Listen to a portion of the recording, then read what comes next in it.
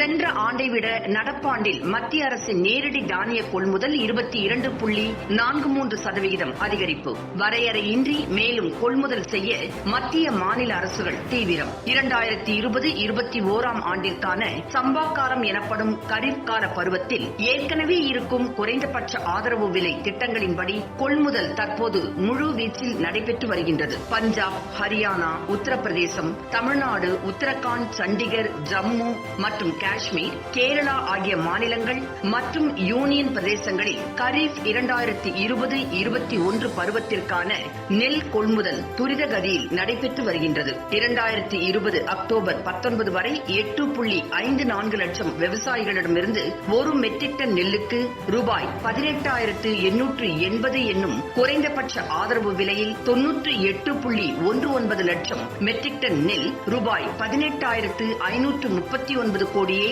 86 லட்சத்திற்கு வாங்கப்பட்டுள்ளது.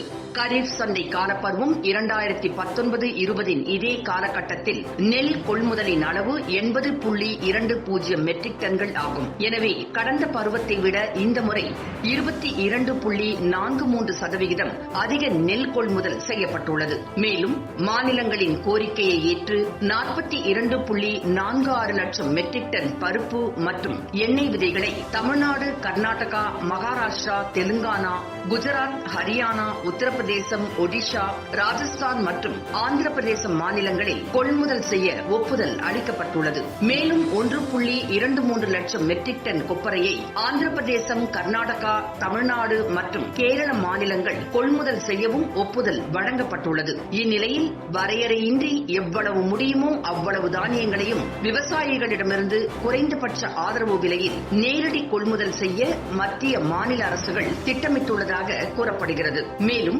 அடுத்த குறுவை பயிர்களுக்கான சாகுபடி செலவிற்கு உண்டான நிதியுதவி, உர கையிருப்பு, விதைகள் ஏற்பாடு மற்றும் இடுபொருட்கள் தட்டுப்பாடின்றி கிடைப்பதற்கு உண்டான அனைத்து ஏற்பாடுகளையும் விவசாயிகளுக்கு செய்யப்பட வேண்டும் என்று அதிகாரிகளுக்கு மத்திய அரசு உத்தரவிட்டுள்ளது.